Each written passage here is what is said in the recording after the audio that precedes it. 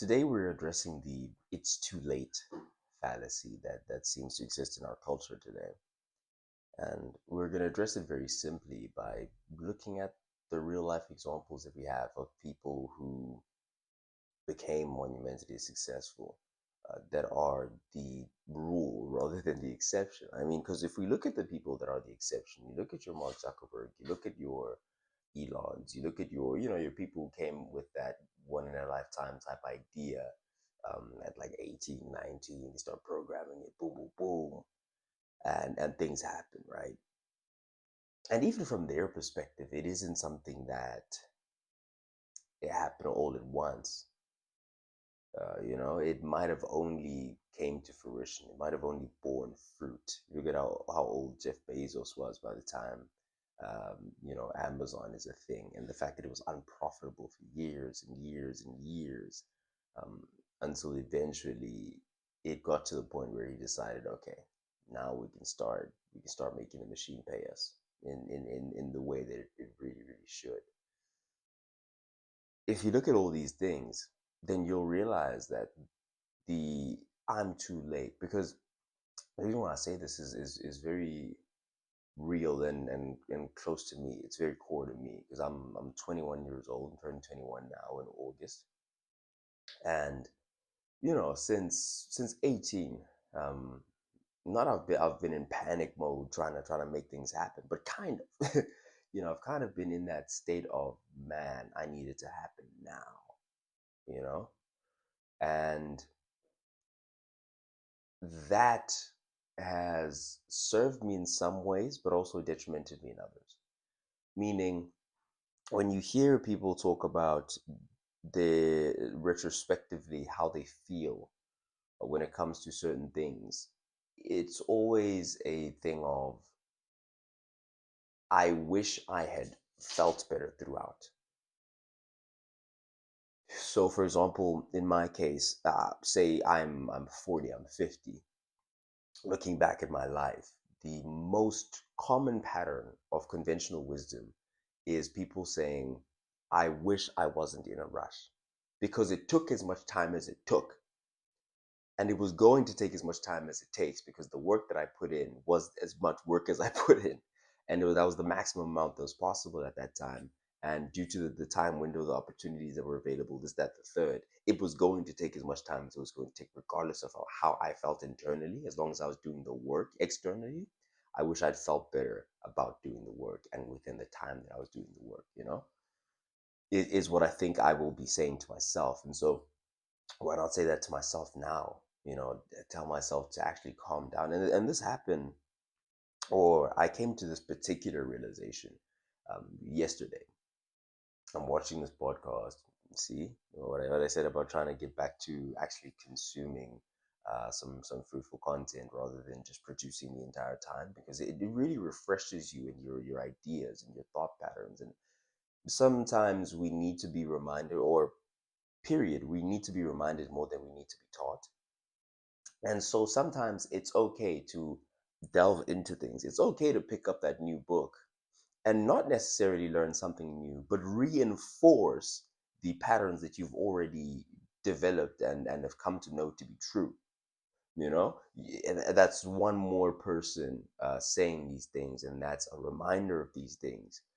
I was not excited, but I was kind of like, oh man, I still got it. Yesterday, when Alex Ramosi had mentioned the closer framework, and I was like, clarify, label, overview, pause, pain, solve the vacation, explain away concerns, reinforce the like.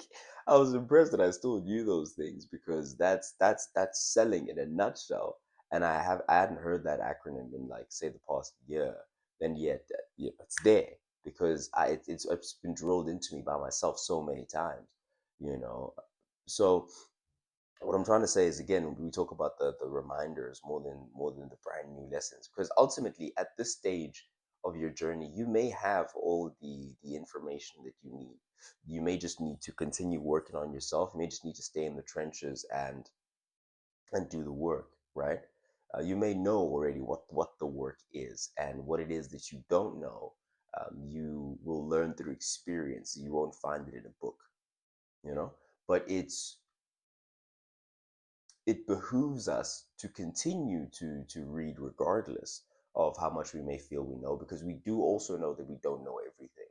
And some of those things we may pick up, some new acronyms, maybe picked up some new tools that you can use along your journey, that could help you a lot. But you could also be reminded. For example, I was at a spot, like I said, in terms of that, panic mode. We're going hard. We're not switching. I was very very conscious of not jumping from vehicle to vehicle, right? I was very very conscious of not jumping from thing to thing, because I knew and understood, all the grandmasters of this game had told me that that's a very dangerous thing, and that's the thing that doesn't allow you to pick up momentum. Is if you keep jumping from thing to thing, then people have a tendency not to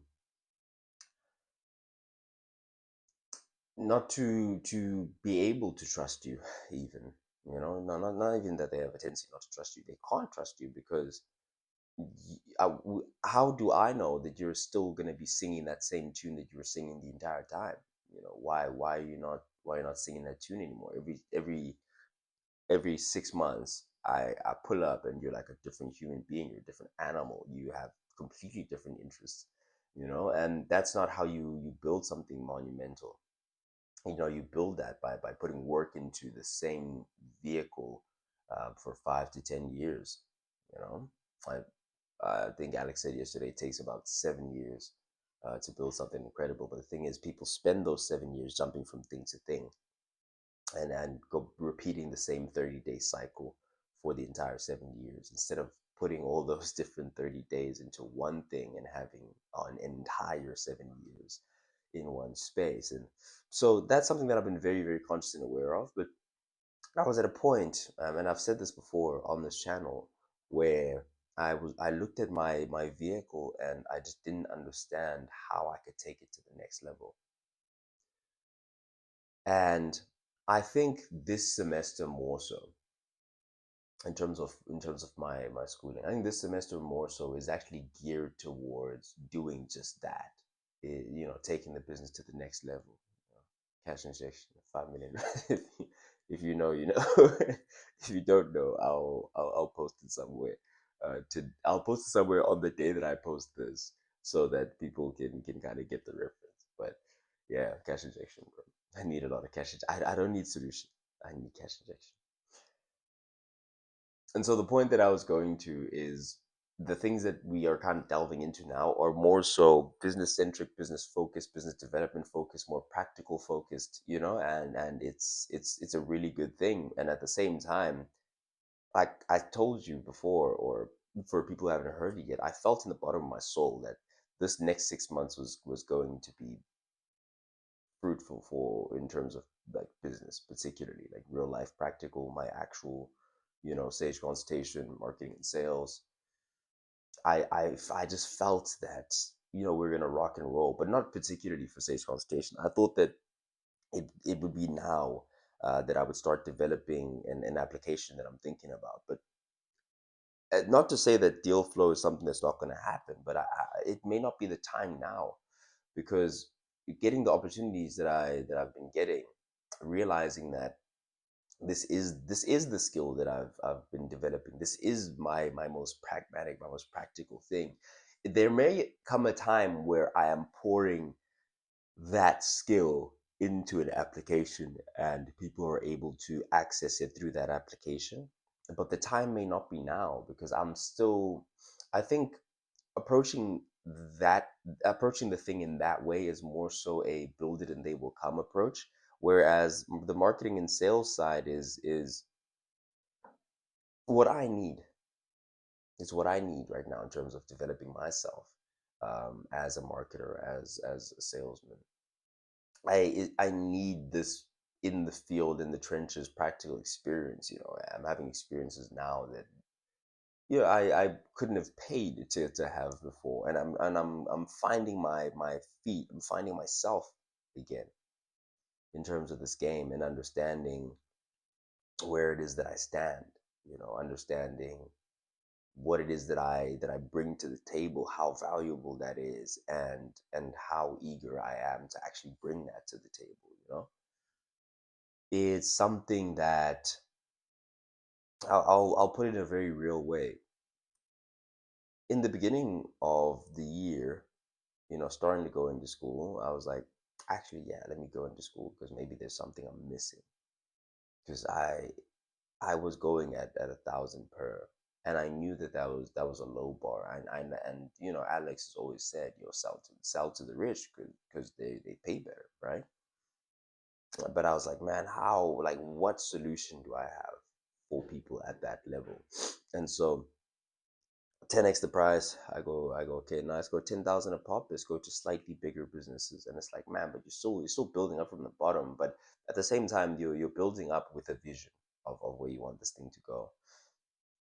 And so what this experience and so school starts, I'm like, yeah, let me shut it down. Because I was going door to door, bro. I was doing door to door sales from business to business, trying to rock and roll, trying to get it. And I know that it was just a matter of time. I mean, I that's my belief when it comes to no, is that there's a certain amount of no. Say there's 500 no's that I needed to hear my first yes. After I hear that first yes, I understand the customer profile of who's interested in this. I understand why they're interested in this, etc., etc., etc. Next thing you know, Bob's your uncle. We have 10. We're making 100,000 as a business, and we're rocking and rolling. However, where the perspective that we've come from now is so interesting because it's still the same type of animal that I am in terms of a marketer, a salesman.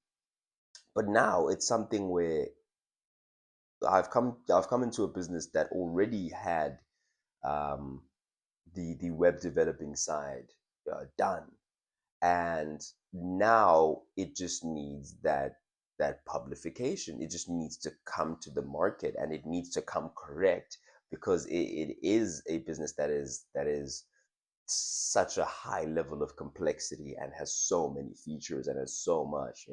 For the sake of confidentiality, I don't like to out too much about who it is that I'm dealing with, what it is that's going on. So I'll say as much as I can now that I can still say even this much, because there will come a time where the channel is too big to even talk about deals that I have in the pipeline.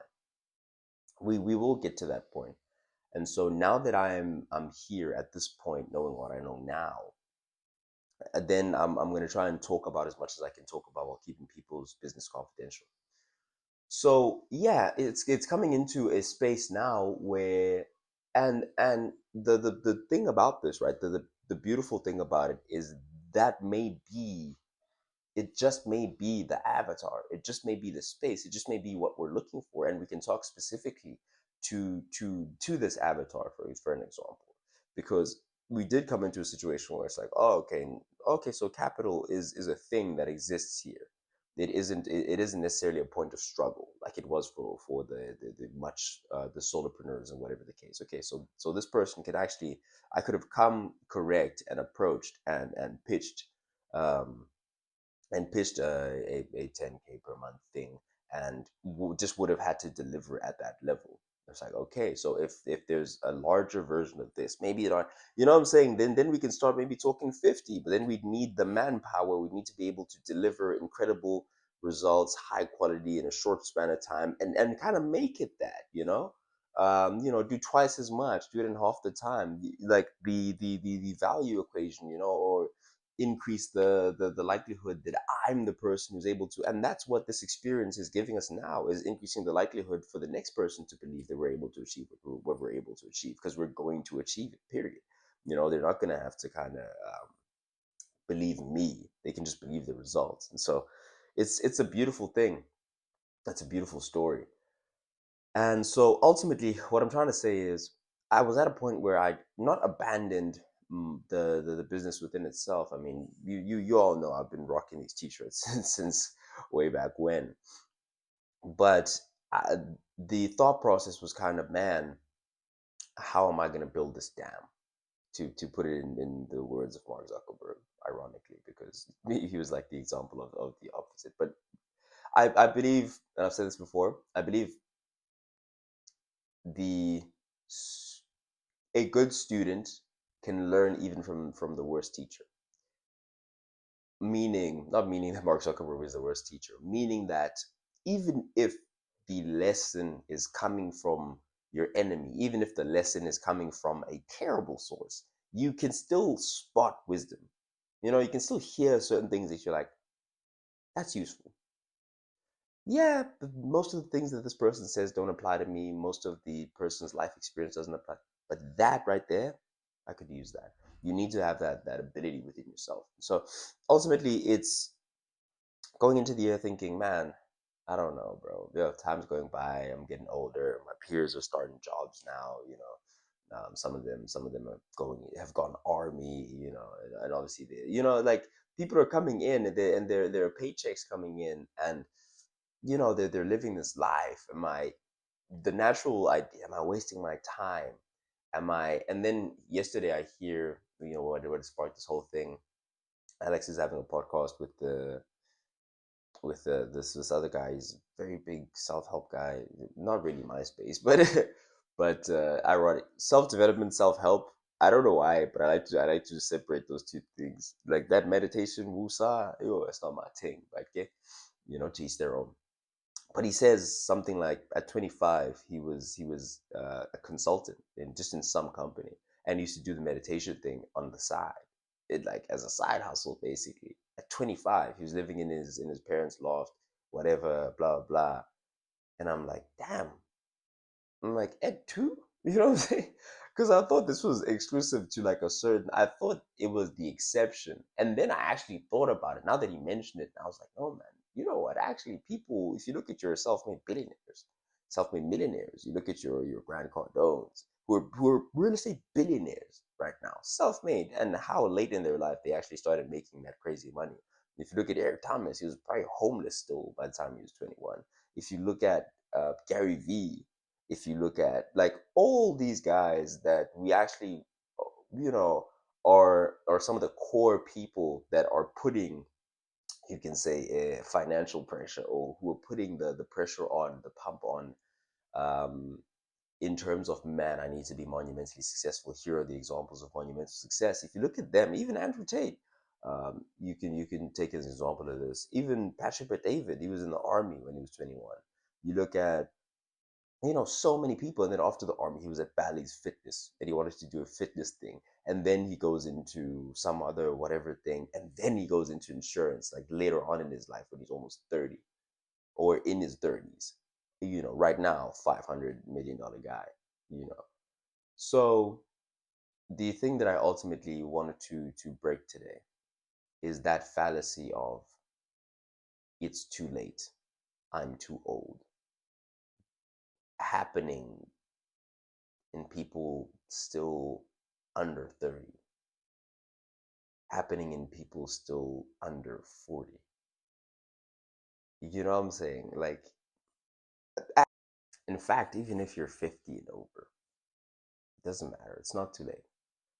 You know, it really is a thing of, if you really want to get something done, then you're just going to have to get into a higher leverage vehicle. There are trade offs, you know. If you've gotten into it earlier, then great. You have a lot of time to do a lot of stupid stuff, gain experience, and then find your feet and do the thing and execute in a space that you're supposed to be in. If you got into it late, great. Now you have all the experience that you'll ever need in terms of your craft, and you still have to find people that will put you in higher leverage positions to be able to utilize all that experience with a lot of younger people that are going to want to learn off of you. And you use that to create your super high leverage business model, and you get rocking and rolling. It's never too late. There's always an advantage, and the number one rule of entrepreneurship is to use what you have, period. With that being said, if you did in fact enjoy today's video, please do hit that subscribe button. I have been Sage, standing on business, signing out.